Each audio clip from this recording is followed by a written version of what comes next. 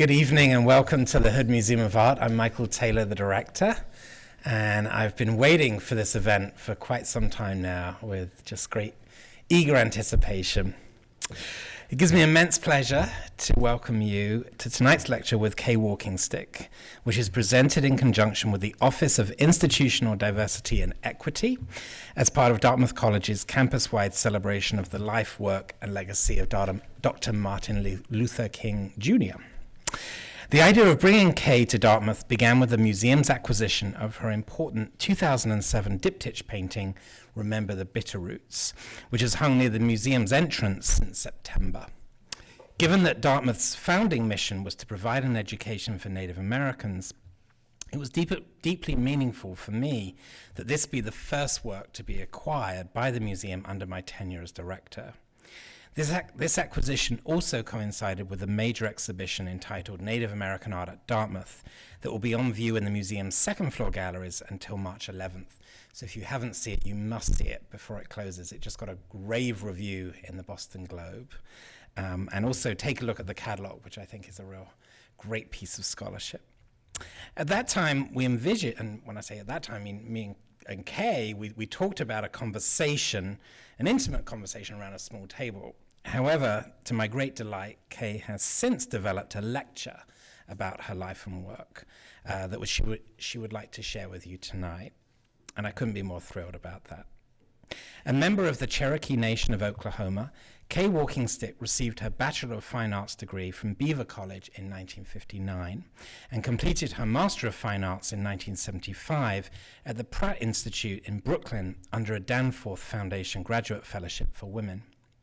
She began exhibiting in the late 1970s at a time when few Indigenous artists were afforded the opportunity to show their work on the East Coast. Between 1988 and 2005, Kay was a professor in the studio art department at Cornell University, during which time she was the recipient of numerous awards. I'll just mention a couple. The National Endowment for the Arts Visual Artist Fellowship, and the Distinguished Artist Award from the Itoujor Museum of American Indian and Western Art in Indianapolis. And Kay WalkingStick was the first woman artist to receive this honor. In 1995, Kay was also the first Native American artist to appear in H.W. Jansen's History of Art, then in its 6th edition.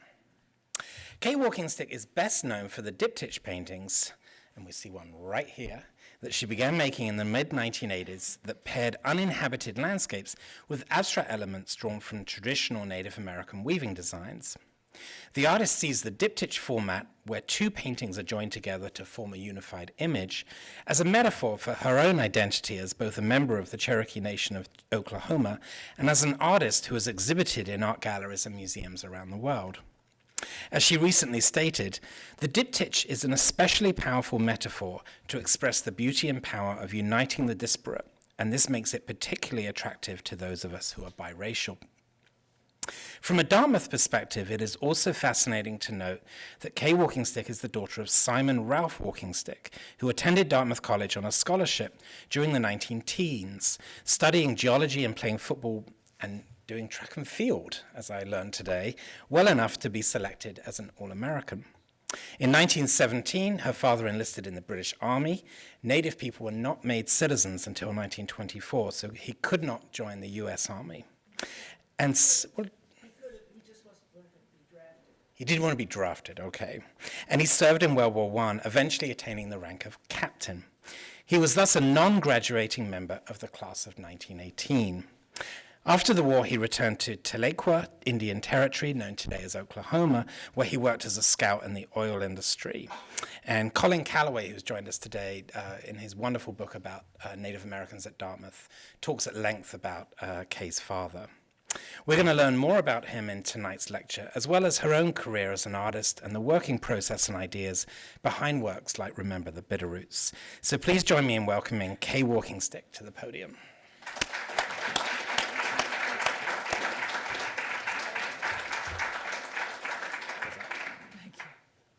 Thank you very much.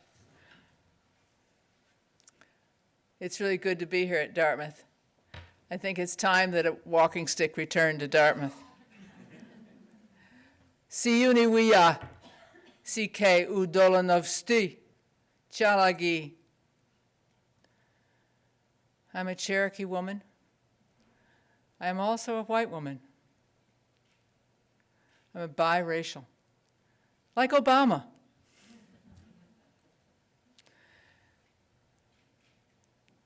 I see myself as an American artist who is now doing the American landscape. But actually, many of my paintings are landscapes of other places, as you will see. This painting was a commission this year, really the first big commission I've ever done. And it's not quite this big, but it is 48 by 80 inches. So that's pretty large. It's called Rio Grande Gorge. And this pattern here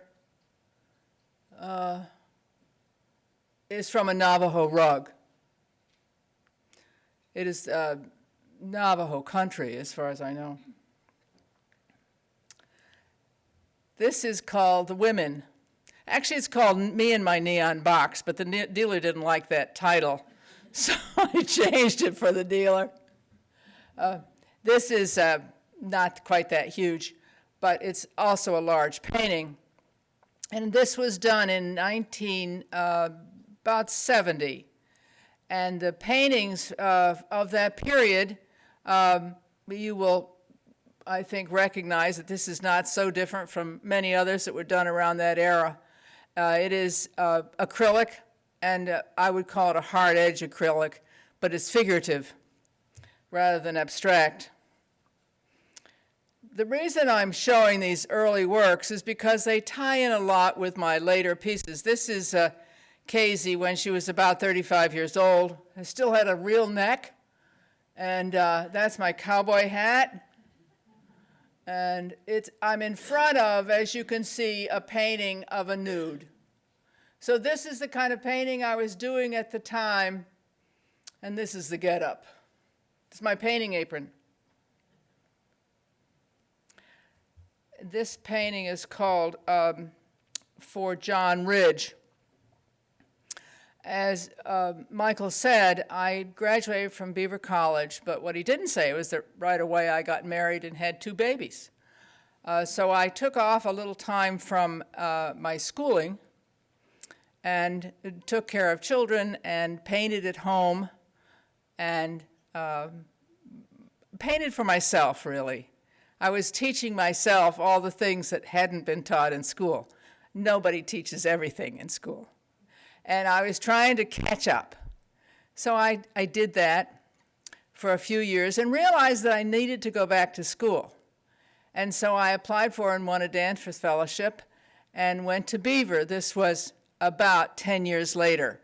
I graduated in 1959 from Beaver and went back to school in about 1972, so a little bit more than 10 years later. At that time, as you may recall, there was the AIM, the American Indian Movement, was active. Alcatraz was taken over in 73. So there was a lot of political activity having to do with Native people in this country.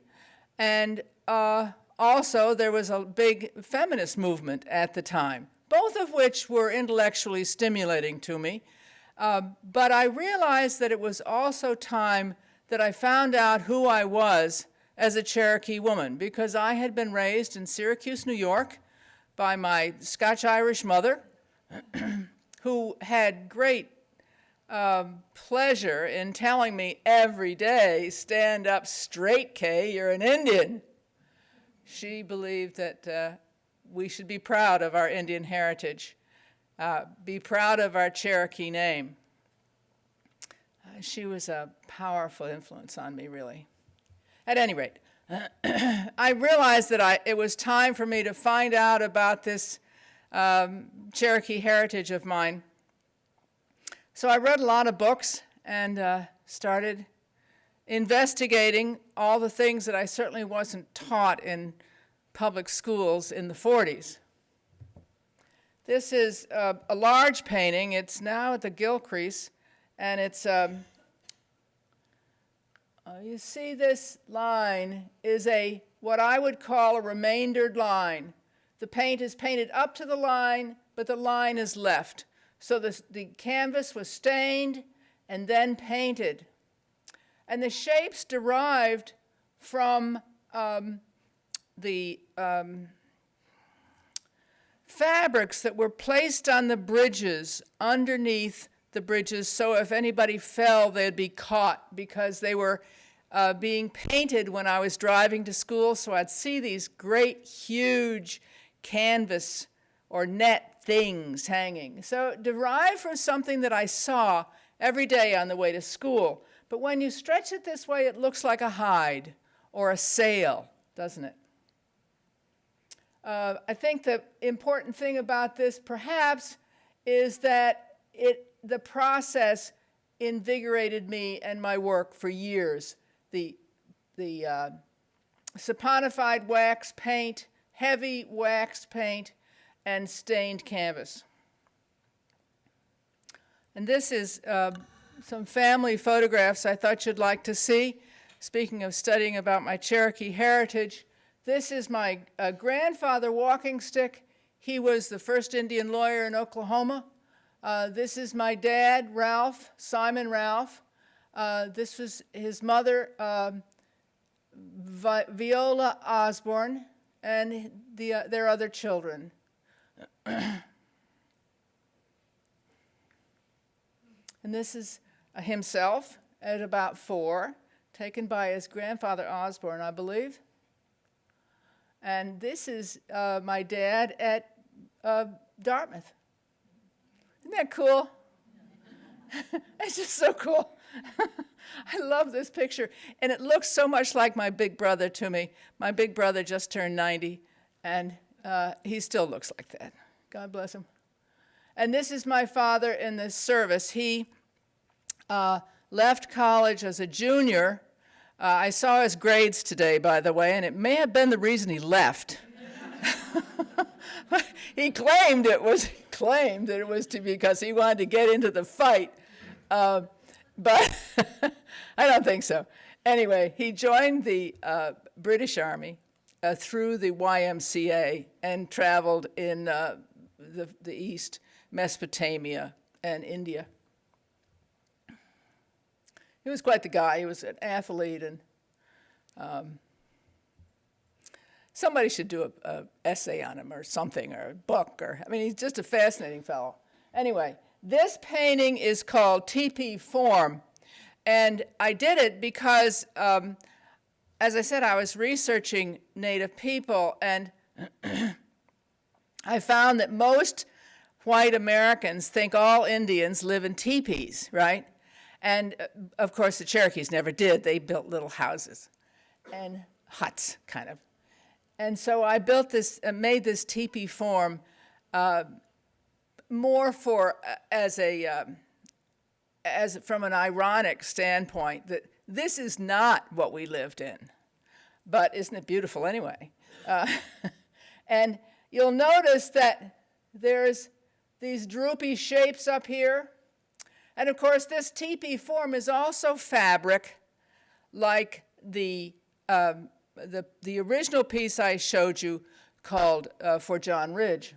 John Ridge, by the way, was the leader of a Cherokee. He was the man who led the Cherokees across the country to Oklahoma, but unfortunately he was assassinated in Oklahoma, which is part of the reason that painting is so bloody.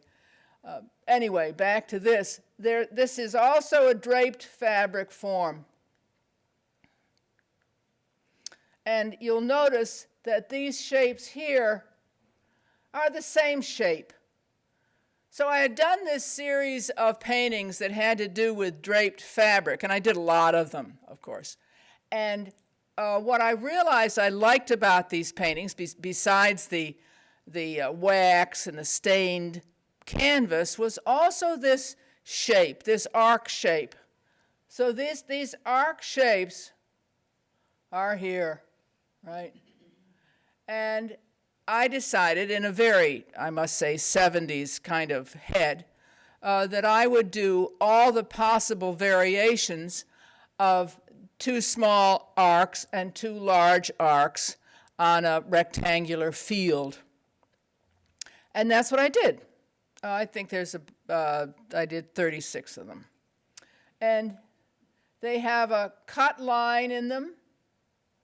I'll show you the next one. This is a big one. Very intensely heavy surface, because the surface, as I said, has wax in it, but it gets heavier and heavier. And I stopped using brushes altogether. So this was made completely with my hands and a knife and a razor blade and just the simplest of tools. I like the handedness of them. You know, you feel, when you see them, you can feel it in your head, what they feel like. They're so textural. And I like this process, you see, of having something that I set out to do and then just doing it, sitting down and doing it. It took me a year. But it was, and I did other things, but it was pleasurable to have this process that I had made up and then to follow it. By the way, I should go back and tell you, this series was called Series for Chief Joseph, and it hangs at the NMAI now in Washington, and they have most of the pieces. I had sold a couple of the pieces out of the original show they were in, so they do not own all of them, but they show them together in this huge array of little paintings. They were meant as as I said, to honor Chief Joseph. And the person who had first mentioned Chief Joseph to me was my father, Loew WalkingStick. In his old age, I said to him, because I was looking for good Indians. You know, I was raised with this notion that the only, in the schools and the general public, that the only good Indian was a dead Indian. And I knew that was wrong, but I was looking for good, famous Indians to work with, to paint about. And my father said, well, Chief Joseph, of course. So that's how I started. This is a wonderful object from the National Museum of the American Indian. You can see it now at the Peabody Essex in Salem, Massachusetts. It's a Cahokian drinking shell. It's made from Louisiana whelk, I think.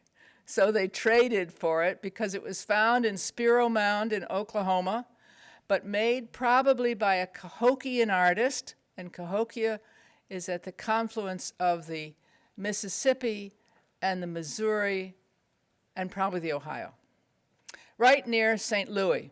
So the artisan probably traveled, or it was traded, to get to Spiro Mound in Oklahoma. I think of the Spiro Mound people as the Mississippian people, as Proto-Cherokee, because the Cherokees were also mound builders. The reason I'm showing it to you is because I think it's gorgeous, for one thing. It was made in about 800. It also shows that Native people didn't all just make designs. They also drew realistically and painted realistically. And this is, of course, a dancer, a ceremonial dancer. A bird looks like a raptor, judging from his mask. This is a wonderful view of this Aztecian, isn't it? It's kind of Mesoamerican influence. They traded, of course, all over. So this has this Mesoamerican influence, but it's a drawing of a dancer.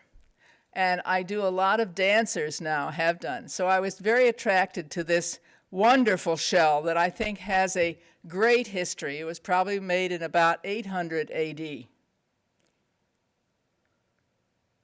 This piece is called For Little Crow. While I was in college, I read Bury My Heart at Wounded Knee. It took me a year to read it because it was so upsetting. But there's a story there that you can read yourself.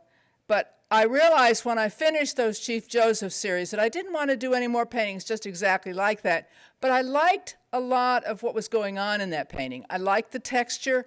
I liked the wax surface. I like using those arcs as abstract shapes that could be read in all sorts of ways by whoever saw the piece.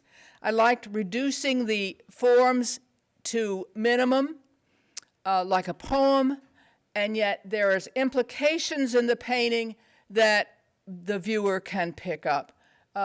This has a cut line. So many of the pieces from this period have a cut line that creates with the shapes a triangle. So you have a part of a circle, a square, and an implied triangle. So much of art, what is important in art, I think, is implied. And as I said, this was for Little Crow, who died tragically. I wanted to show you this Tapias. Tapias, by the way, just recently passed. So this is, I'm grateful to him for his paintings. This is a oops, I'm sorry. I'm a little klutzy with this stuff. This is a very intensely surfaced painting. It's made with marble dust. And so I like the surfaces of his paintings very much. I, of course, also like the Four Directions symbol in the middle of it. He probably thought of it as a cross, but I do too. I do too. Anyway, this painting is called Solstice, and it was done, I don't know, around 1979. And again, you'll see the cut lines, two arcs together. It was done, of course, in December, around the 21st, and it has gouges in it. I decided that it was important to not only add more color, which implies space, of course, but also to activate that surface more and more. The surface of the paintings became very often the subject for me. And this is the last piece that I did in this series. This is called Cardinal Points. You can see I too like that cross symbol. I think what this is about for me, as I said, it was the last of this long series of abstractions, and it's red and gold. And I had a wonderful time making it because I was throwing gold sprinkles on it, you know, plastic they're probably made of, really. And I was raised in a very religious home. We were Presbyterians, and that religion, that being raised to walk with God, affects one's whole life. There's just no doubt about that.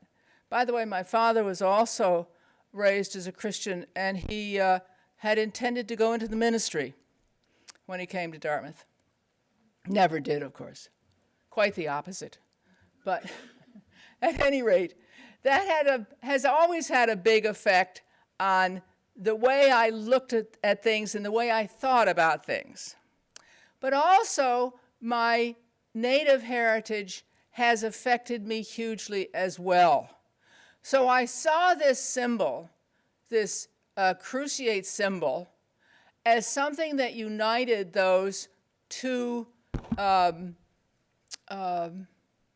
influences in my life.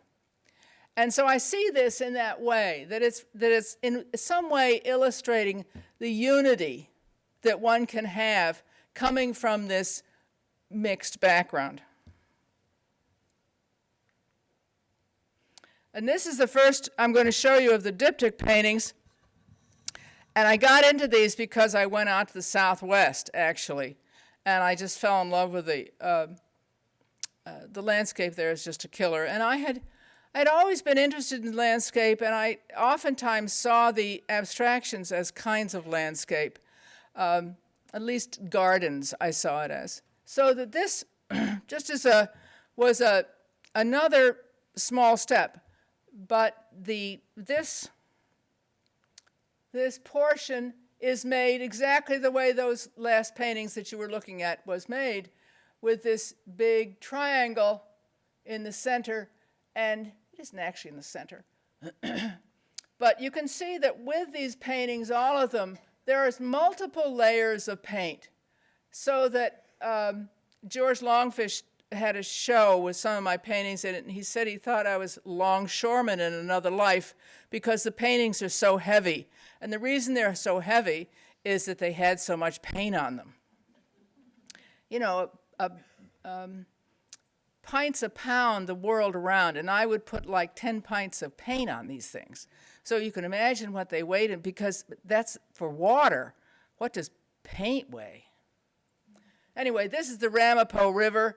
It's called Late Summer on the Ramapo, and it is also big. It's I think it's 48 by 96. It's really huge. Do you all know what this is? This is a Cherokee basket. And I love the Cherokee baskets. Luckily, I actually own one. It's made by Mabel WalkingStick. Years ago, I bought it. And they have square bottoms and round tops, and I've always loved that idea because they're totally different shapes. I mean, you can't be more different, but they're in one object, and they're brought together. And so I love that notion of bringing these two totally different shapes together. And they're beautiful things. They're just gorgeous things. In 1989, my husband of almost 30 years passed away very suddenly. And I was up in Ithaca, New York, and I did a long series of paintings that had to do with his passing. And this is called Loss, and it's the falls at Tremont Park, and Vera probably remembers these falls. And the shapes that I was using for the abstractions were a little bit different, but still, am I working this right? Yeah. Still a shape that's part of a circle. Has a band in it of red and very, very heavy black encaustic. It isn't true encaustic, it's wax. It's a saponified wax. And I probably put stuff in it, like bits of dried paint and all, to make it even thicker. And then this painting in oil of the falls in Ithaca. And I saw those falls as undammable cascades. I mean, they're unstoppable. Like our lives, the river just rushes on. And we couldn't stop it. We can't stop it. The diptychs had to do, for me, largely with memory at this point. Although it changed, but it was a memory of a place as well as a vision, an immediate vision of a place.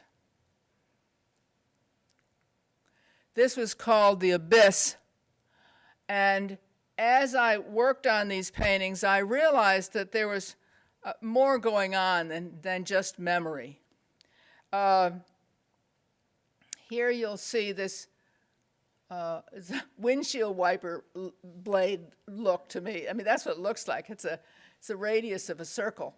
But also, they are repeated behind it.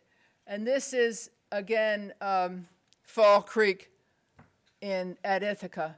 Not in Tremont Park. It's right behind the museum, these falls. And I walked down there from my office and stood way too close, but made drawings of it. I think no one owns these paintings, by the way, and I don't think that people can live with them, to tell you the truth. This is Manet, of course. It's in the Metropolitan. I check on it every once in a while, make sure they're taking care of it. I think of it as my painting. It's a big, beautiful thing. And I learned a lot from this painting, and that's why I think of it as mine. You'll notice that these hands, I guess I can't actually see from here, but I think it's this hand that looks like it's moving, rising. And this foot is not flat on the ground like this one is. Now, Manet could paint solid flesh. There was not a question of could he do this or not. It's that he chose to not. He must have chosen to do what he did. This is an incredibly solid figure. Dead, but solid. And for me, it was representing the corporeal and the incorporeal, the living and the no longer living, but rising. He is, to me, rising. And I realized that you can convey really, I see that as an esoteric religious idea. You know, when I was a kid, they used to talk about the corporeal and the incorporeal, and I would, just have no idea what was being said. But I realized that he was talking about something that I was actually trying to say in my own paintings. That, let's see if we can find another one. That this is the corporeal. This is our body. This is our reality. But this is what is afterwards. And it isn't empty. And that was important to me at that time, as you can imagine, to find that I had a way to express these ideas about our life on Earth and our future. This painting is also very large. It's 48 by 96. And I did not stand on top. I was not flying over these falls when I drew them. And I also photographed them. There is actually a bridge here at Cornell over this waterfall so that you can actually see it from the top, which is very beautiful, I think. In fact, I think it's the best view of a waterfall, really. This painting is called Tsui Night. And it's a drawing, of course. It's a charcoal drawing. Belongs to the Montclair Museum now. I gave it to my husband as a wedding gift, and he very sweetly gave it to them this year because they own the painting, this painting. This is Tucson. Where was I? I was in Tucson, but it's from a drawing from Tucson. This is, do you all know who this work is by? It's Marston Hartley, yes. Very good, Marston Hartley. I've always loved this painting because it's so goofy. It has an awkwardness and a goofiness that I really enjoy tremendously. And he loved the Southwest, too. It's not just me. He loved the Southwest. And he did these wonderful paintings. And you'll notice that there's a little graveyard here. I guess that's what it is with the little crosses. The crosses. I'm very taken with the idea of making a painting that is intentionally awkward, and it has an honesty about who we are. I think. I mean, we are rather awkward animals after all. Once we get past about 25, and so that there's something very telling about this for me, very truthful. And this is my painting called With Love to Marston. And you'll notice that the sky is a nasty, pissy yellow, and that the red is kind of a liver red. And everything was sort of nasty in this painting. So it reminded me of his awkward paintings. And of course, a 4-direction symbol. This painting is also based on a drawing from Tucson. It's called Where Are the Generations? In '92, there was a huge celebration for the quincentenary of Columbus's invading America. And so I was asked to do things for it, of course. And there was no show in New York, by the way. There was nothing. There was a show by a white artist that had to do with Indian subject matter, sort of, that she knitted. She knitted things. But other than that, nothing else happened in New York. But in other parts of the country, people did have shows about the native people and how they viewed this invasion. On the piece, it says, in 1492, we were 20 million. Now we're at 2 million. Where are the children? Where are the generations never born? And then I signed my name, Udolonovsti. I did the drawing during the daytime, by the way, and made it night in the painting. I thought it was stronger as a night piece. And of course, there are no people in these paintings. And I thought that was also important, that to have people in it, the people would become the subject. Although in a Bierstadt, the people are not subjects. But I feared that they would become the subject, and it really wasn't about the people, it was the absence of people that I thought was important to display. This is copper, by the way. It's a copper repoussé. I was very glad, by the way, when those 92 shows were over. That was a very hard period for me. I did a lot of pieces about what had happened to Native people since the Colombian invasion, and that was hard to go over. I was glad to leave it behind me. This painting was done, it's the Alps. Of course, it's Rocky Mountain color. If you know the Alps, you know that they're not colorful particularly. So this is Rocky Mountain color in the Alps, and it's called Venere Alpina, Alpine Venus. And this is I don't know if you can see it. I have a detail of this, but this is steel, rusted steel, oil paint, done from drawings again. And in here are little plastic sapphires. And I realized that it's about aging. I think I turned 60 that year. And I was very conscious of the idea of being 60. You know, I guess everyone is. And I thought that what else could rust be about, you know?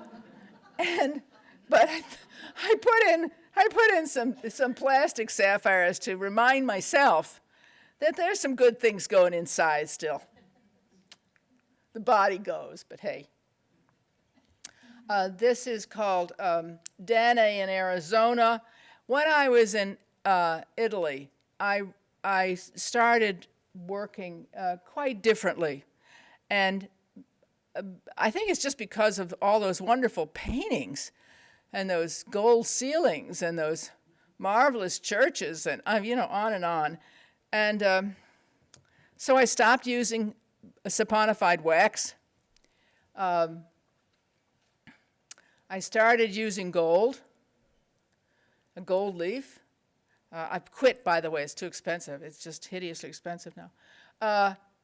And I brought these things home with me, but this is home. This is in Havasu, New Mexico. So this figure is in gold leaf, but the rest of the thing is in oil paint and painted with brushes.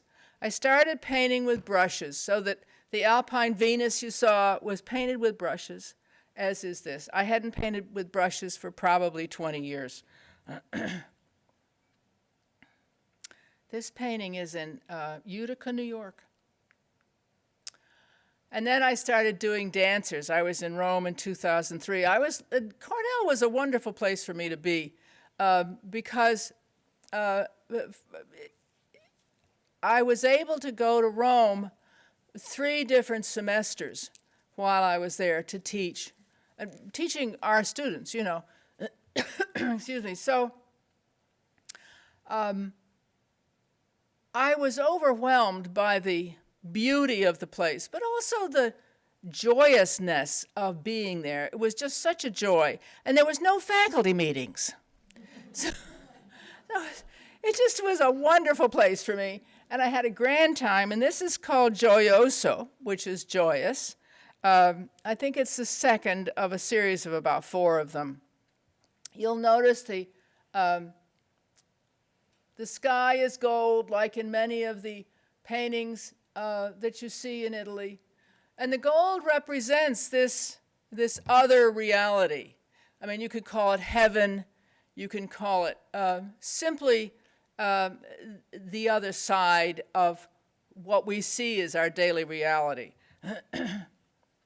And of course, the golden dancing figures are a fantasy as well. It's how it feels to dance naked. It's not that I've ever done that, but it's how it would feel to dance naked, not what I have actually seen. Although it'd be nice to see it, wouldn't it?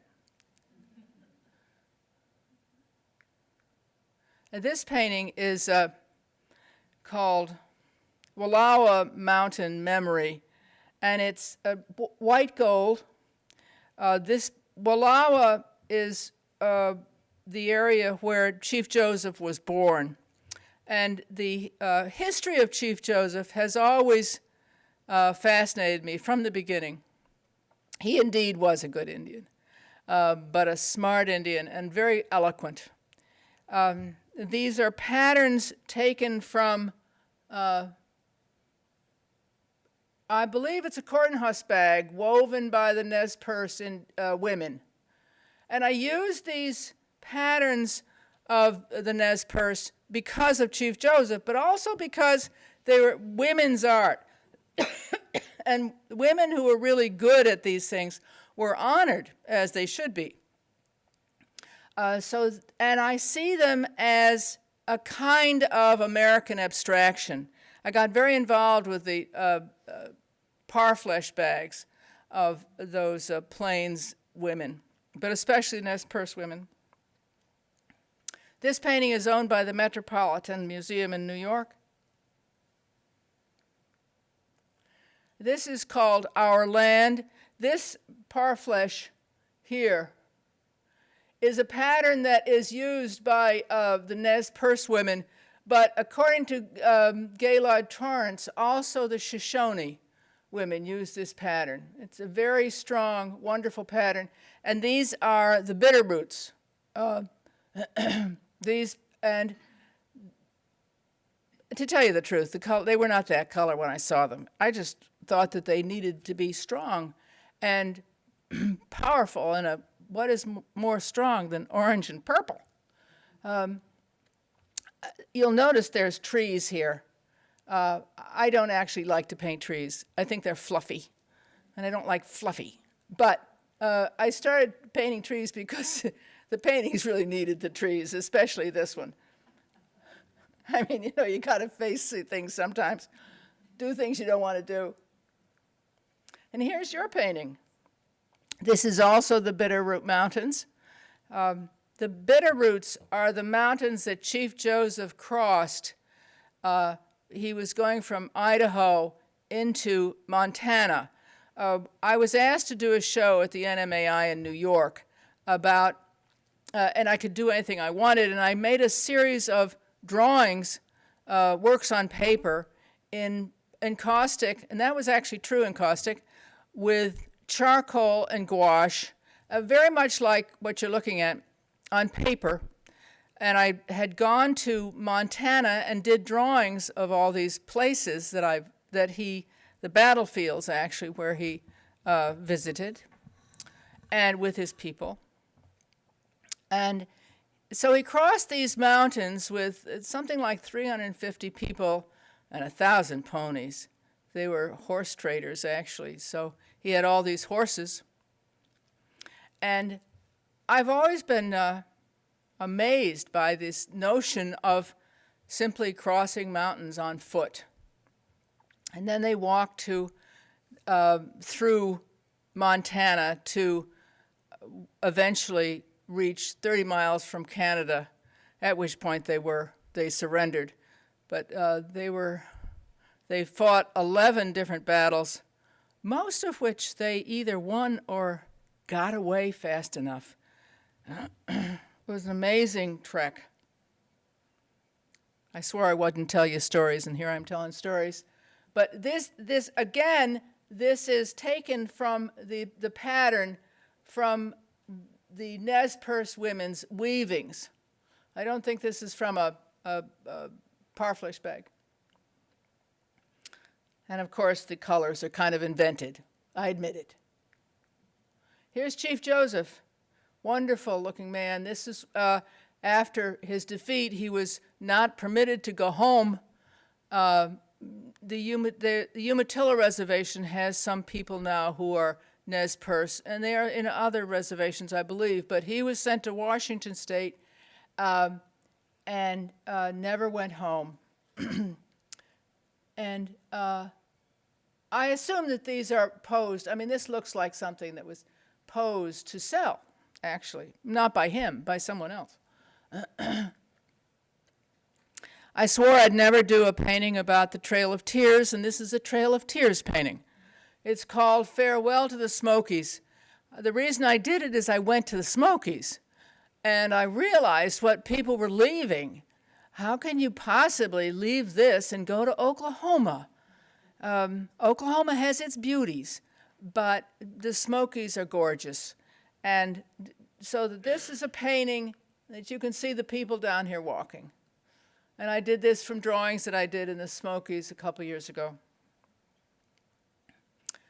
This painting is in Denver. And this painting, oddly enough, is at the Hunter Museum in Chattanooga, which is Cherokee country, and it's about Taos. This is behind, the mountains behind Taos, Pueblo. It's called We're Still Dancing. And I think that that's probably the message that is important to me for people to hear, that we're still here and we're still dancing. We're still having good lives, good, productive lives.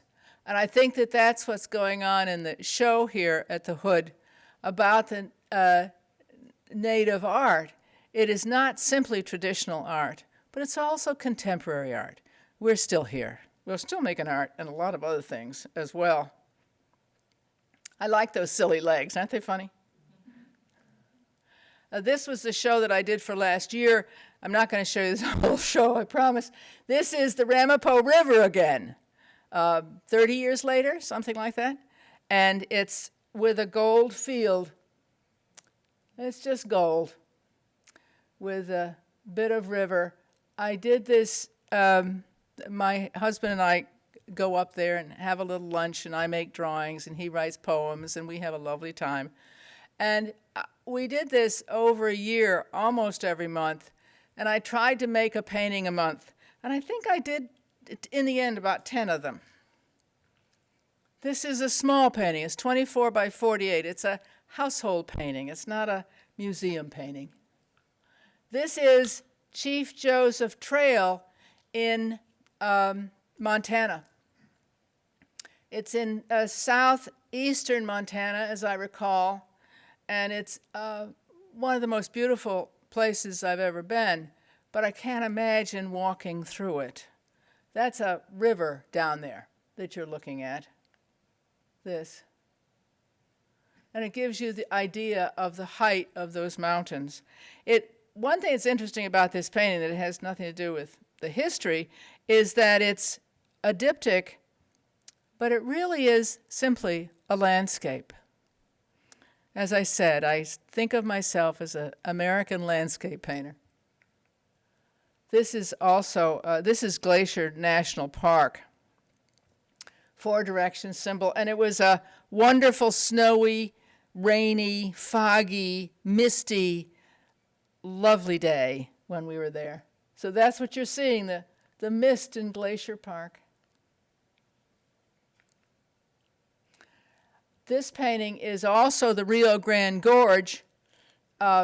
It's called Late Afternoon on the Rio Grande. And again, it has pattern from, I think this is a pattern from a pot, actually. Big painting. Oh, I wanted to show you very briefly, I hope I'm not going on too long, but this is my sketchbook from Santa Fe. And this, I don't know how well you can see it, but it's just in pencil. has a declivity there and a arroyo here and mountains back there. And I decided to do a painting based on this. The next step was, this is a detail with one coat of thinned paint on it. So that's the declivity that I pointed out before in paint. And then this is the finished work. I like those silly little chenille bedspread-like bushes. Aren't they wonderful? They're everywhere. That's how you know it's New Mexico. Again, this is the Navajo weaving. I do that in stencil, for those of you who are interested in process.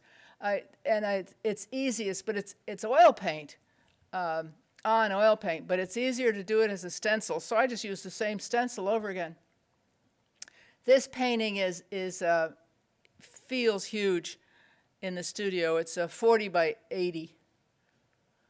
And here we are back where we started. It has been wonderful talking to you. And as I said, it's a tremendous pleasure to come to Dartmouth. I can't tell you how important this has been.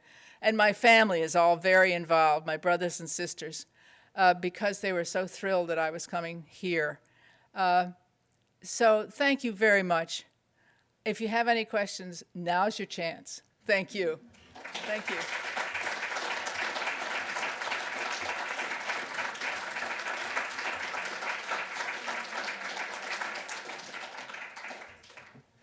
Queries? Yes. What motivated you to pick Beaver? Is it Beaver College in Jamestown? Yes. Yeah. It was close to home. They gave me a half scholarship, and I didn't have the money to go away. I would have gone away if I could. Yeah, it was just a practical choice, and it was a great school for me. They gave me a doctorate last year, so that's not bad. And it's now called Arcadia University. It's huge. And I prefer the name of Beaver, because I like the idea of a school being named after a little furry animal. But Arcadia is what it is now. Kind of white bread, but that's all right. Yes? So it looks like you didn't have a lot of human figures in the early work, and then you had some people later. What was that decision like? Well, as you saw, the earliest paintings were figurative. And the reason I show those, because they're very much like what I've been doing lately. Oh God, that's my phone. And there you go. And I realized at some point that the paintings about the landscape were actually about me. The landscape was actually my body. And once I realized that I was actually painting my own body, then why not paint bodies?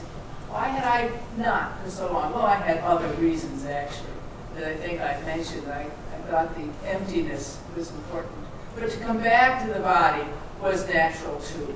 I've been trained to paint, draw figures. Yes? Thanks for a wonderful lecture. Oh, you're welcome, Michael. I've been pondering for so long now this use of the diptych format. And of course, in the history of art, it relates to these altarpieces where they have the outer panels. And so what you saw was the folding of the two in, and they was usually donors. Right. And they would be seamless like your work. And I remember you once saying to me it was like a speed bump. Yes, it is. It's like a speed bump. So it does slow people down. It does slow people. So was it your initial inspiration there? It seemed it might also have been moving from that early abstract phase into a more representational phase and joining them together. How much of a conscious decision was it, or how much was it a sort of aha moment when you put them together? It was an aha moment for the first and a half hour, actually. And then from then on, it was all very conscious and very thought out, because I felt, and still feel, that there has to be a reason to have two pieces separate. There has to be a reason. And usually it was one related to the other, like stanzas of a poem. But see these pieces now that I'm doing, and I'm thinking to myself, what on earth are you doing, Kay? Why not put it on just one big piece of wood? Besides the practicality of being able to move them more easily. I mean, I do have a limit of what I can carry, but there is something about that diptych format that is attractive to me, and I think the speed bump has something to do with it. I also think that this notion of bringing disparate things together is important. But these are not so disparate anymore, are they? So that it's a question that kind of eats at me, and which is part of the reason that I have continued to use pattern on one side and not on the other, because that pattern implies that this is Indian land. This is ours, And I like that notion that this is a way to point out the fact that we are still here and that the land is still ours. We may not live on it, we may not own it, but in our hearts, it's still ours. And so I think that that's an important message to carry on. And I think that they, in a way, do. I don't know. You never know what people see in your work. You have no way of knowing what they're actually thinking when they might just think, gee, what a pretty picture. And that's okay. Yes. I really enjoyed your talk. Thank you. I think for me, the way that, as talked about, you're still using the go-to panels, and I think what Michael said, but still it's a landscape, it's imagery of the landscape. But I think there's very much about by implying the patterns on there's objectness that you're still holding on to. And I think just thinking about your earlier work, one of my favorite artists is Fontana, and we're the incision of canvas. And Yeah, I a know. lot of that thing was, saw it in your work. And Yes.